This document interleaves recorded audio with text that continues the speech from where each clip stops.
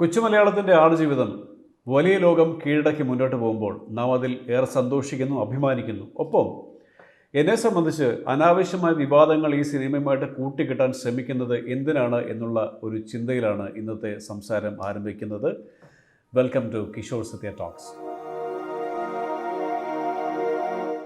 ഒരു സാധാരണ മനുഷ്യൻ്റെ ദുരിതത്തിൻ്റെയും ദുരന്തത്തിൻ്റെയും അതിജീവനത്തിൻ്റെയും രക്ഷയുടെയും ഒക്കെ കഥയാണ് ആടുജീവിതം എന്ന കലാസൃഷ്ടി പറയുന്നത്. അനാവശ്യമായി എന്തിനാണ് അതിലേക്ക് വിഭാഗീയത അല്ലെങ്കിൽ വംശീയത, രാഷ്ട്രീയം, ജാതി തുടങ്ങിയ കാര്യങ്ങളെ കണക്ട് ചെയ്യാൻ ബോധപൂർവമോ അല്ലാതെയോ ഒരുപറ്റം ആൾക്കാർ ശ്രമിക്കുന്നത് എന്നെനിക്ക് വളരെ സംശയമുണ്ട്. കാരണം ഈ സിനിമയിൽ ആരോ ഒരാൾ എഴുതിയിരിക്കുന്നത് വായിച്ചിരിക്കുന്നത് ഇതിനകത്തൊരു അറബിക് വംശജനാണ് ഇതിനകത്തെ ക്രൂരനായ അല്ലെങ്കിൽ വില്ലനായിട്ട് അഭിനയിക്കുന്നത്. അത് ആ കഥയുടെ ഭൂമിക അങ്ങനെ സംഭവിക്കുന്നത് കൊണ്ട് മാത്രമാണ്.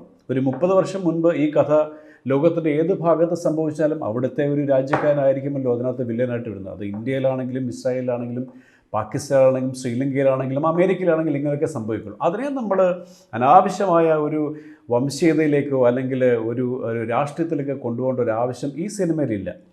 രാഷ്ട്രീയം പറയുന്ന കലാസൃഷ്ടികളുണ്ട്, നോവലുകളുണ്ട്, ചെറുകഥകളുണ്ട്, സിനിമകളുണ്ട്. അത്തരം സിനിമകളുമായിട്ട് സംസാരിക്കുമ്പോൾ അല്ലെങ്കിൽ അത്തരം കലാസൃഷ്ടികളെപ്പറ്റി സംസാരിക്കുമ്പോൾ മാത്രമല്ലേ നമ്മൾ അതിൻ്റെ ഒരു രാഷ്ട്രീയം അല്ലെങ്കിൽ പൊളിറ്റിക്കൽ കറക്റ്റ്നെസ്സിനെ പറ്റിയൊക്കെ സംസാരിക്കേണ്ട ആവശ്യമുള്ളൂ എന്നുള്ളതാണ് എൻ്റെ ഒരു പക്ഷം. സാധാരണ ഒരു കലാസൃഷ്ടിയിലേക്ക് ഇതൊക്കെ കൂട്ടിക്കൊടുക്കുന്നതിന് പിന്നിൽ എന്താണ് ഉദ്ദേശമെന്നുള്ളത് എനിക്കറിയില്ല. എന്തായാലും അത് ആശാസ്യകരമായ ഒരു പ്രവണതയായിട്ട് എനിക്ക് തോന്നുന്നില്ല.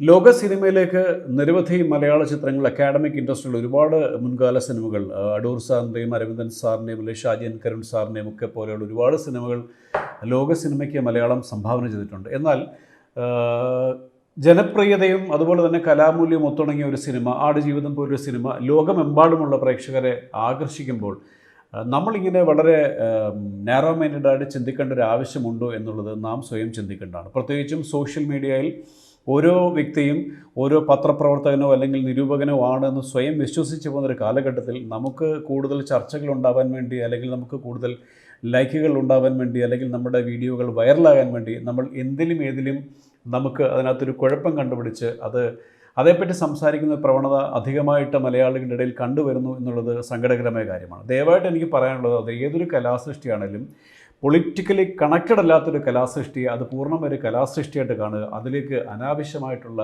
ഇത്തരം ചിന്തകൾ അല്ലെങ്കിൽ ഇത്തരം കണക്റ്റിംഗ് പോയിൻറ്റ്സ് അല്ലെങ്കിൽ കണക്റ്റിംഗ് എലമെൻറ്റ്സ് നമ്മളായിട്ട് കൊണ്ടുവരാതെ ഇരിക്കുക. നമ്മുടെ കൊച്ചു മലയാളത്തിൽ നിന്നും ലോകത്തിലേക്കൊരു വലിയ ഒരു സിനിമ, ഈ സിനിമയുടെ അറിയാമല്ലോ 10-16 വർഷമായിട്ട് സംവിധായകൻ്റെ ഭഗീരഥ പ്രയത്നം, അതുപോലെ ഏതാണ്ട് 2018 മുതൽ ഉള്ള അതിലൊരു നടൻ്റെ ഒരു ത്യാഗം, അതുപോലെ അതിനകത്തൊപ്പം പ്രവർത്തിച്ച എല്ലാ ആൾക്കാരുടെയും ക്യാമറാമാൻ അല്ലെങ്കിൽ music director A R Rahman, makeup ചെയ്തിരിക്കുക രഞ്ജിത്ത് അമ്പാടി, നിരവധി അങ്ങനെ പേരെടുത്ത് പറയുമ്പോൾ മുതൽ അവിടെ ചായ കൊടുക്കുന്ന പേരറിയാത്ത ഒരുപറ്റം സുഹൃത്തുക്കൾ വരെയുള്ള ആൾക്കാരുടെ എത്രയോ വർഷത്തെ പരിശ്രമത്തിൻ്റെ ഫലമാണ്. അതിനെ നമ്മൾ ഇത്തരം ചെറിയ ചെറിയ വിഷയങ്ങളുമായിട്ട് കൂട്ടിക്കെട്ടിയിട്ട് അനാവശ്യ ചർച്ചകൾ ഉണ്ടാകാതെ മലയാളത്തിൽ നിന്നും ലോക സിനിമയിലേക്ക് എത്തുന്ന രീതിയിലുള്ള ഒരു പരിശ്രമത്തിനെ നമ്മൾ ആ രീതിയിൽ കാണുകയല്ലേ വേണ്ടത് എന്നുള്ളൊരു ചോദ്യം മാത്രം നിങ്ങളോട് ഉന്നയിച്ചുകൊണ്ട് ഞാൻ ഈ സംസാരം അവസാനിപ്പിക്കുന്നു. Thank you.